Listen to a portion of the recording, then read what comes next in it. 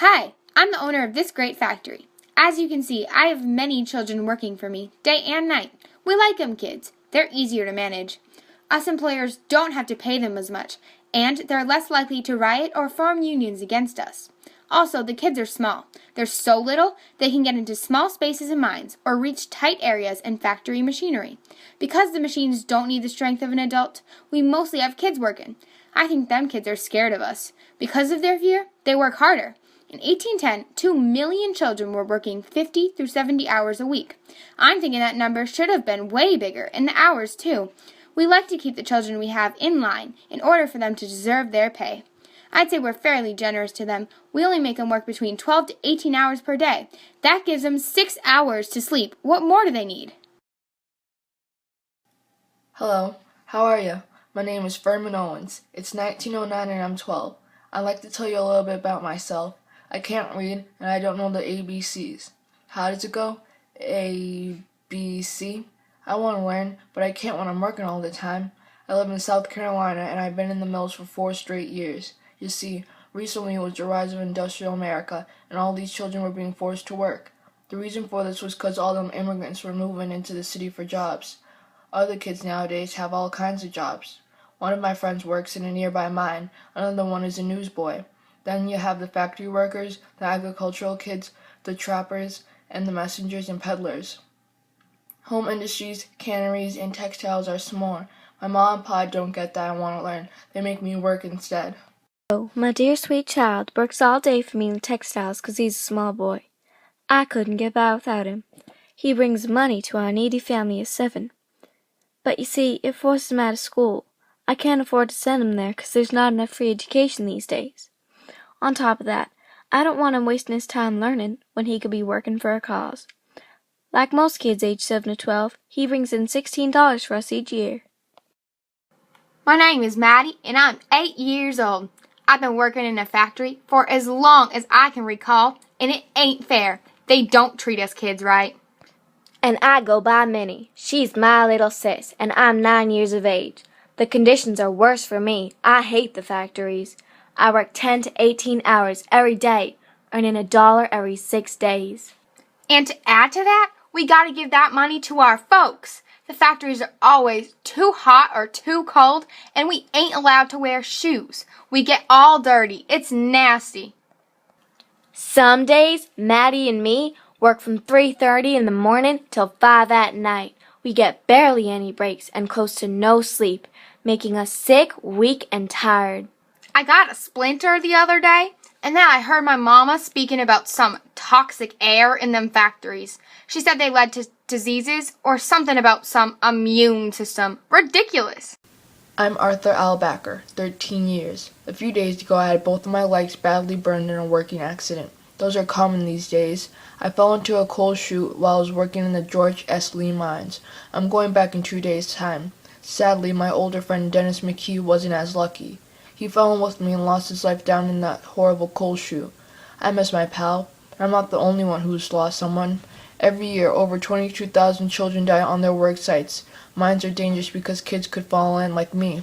Factories are pretty dangerous too. The machines can catch on clothes or limbs, easily pulling a kid into them. That what happened to my brother once. We almost lost him too. My mama and I agree that working in the fields these days ain't no fun. I'm working every day through the winter and summer. Sometimes I get real hot, sometimes I get real cold.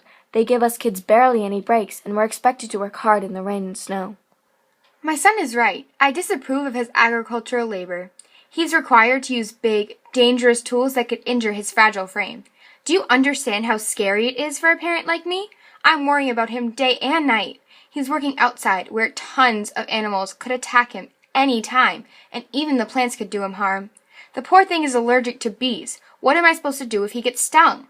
Thing is, the employers don't even realize what they're putting the kids through.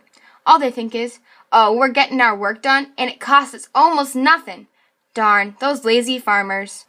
The other day, one of my friends, Justine, got stung by a stinging nettle. She was in the middle of picking berries, and she didn't even get to go home. She had to keep going for the rest of the day. She was on her 4th basket, and she had to do 3 more before leaving. Ironically, early in the year around Christmas time, Her younger sister, named Camille Carmel, had gotten hypothermia from working in the freezing barn. Howdy. What you up to? I'm a farm owner down here in southern Wyoming. My land produces hay, barley, wheat, and corn. My farmland also raises sheep for wool. I have all my crops being harvested by children. Some of the ones who live close to my area were sent to me by their parents who need a little wherewithal for their personal expenses. You know, like grub and stuff. Some of my girls boost their family's income by $22 a year, and the boys help their family out with an extra $58. Even so, them parents always come to me complaining about how their kids don't bring in the desirable amount of cash because the child's cost of living is high. Them parents always complain about their kids pulling more weight than they can take. Who knows? They may have a point, but work is work and it's the business. It's nice to meet you. Thank you for coming. Shall I begin? For our newspaper, I'll be interviewing you about your position in the National Child Labor Committee and what you believe due to it. My first question is, as a member of the NCLC, what is your main goal? As you probably know, we are going through all of this hard work because we know children have rights. My own focus is to just stop the employers from working the children too hard. All of us believe that kids honestly shouldn't be laboring at all. Our organization was formed in 1904, and we've been working for the cause ever since. I'm not sure if you know this, but many similar previous attempts to end child labor have failed miserably. This includes the Keating-Owen Act of 1916.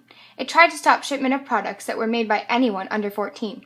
The act was struck down in the Hammer v. Dagenhart ruling, and the NCLC is worried this will happen to us as well. But we will fight for what we believe until we are literally stopped in our tracks. Ah, yes, I heard about that. Well, in my opinion, the NCLC knows what they're doing.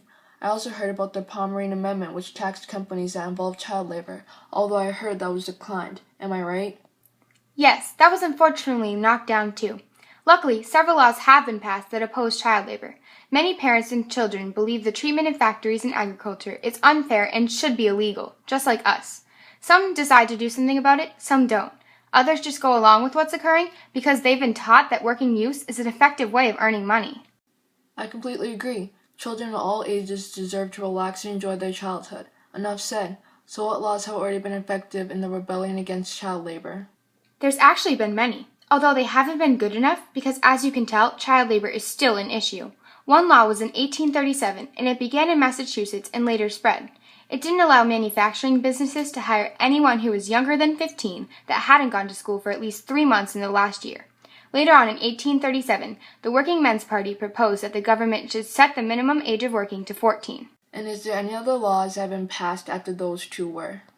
Of course! Being reluctant to give up the crusade, 28 states had passed their own laws by the year 1899. It's valid that most people didn't follow those laws, but they still existed.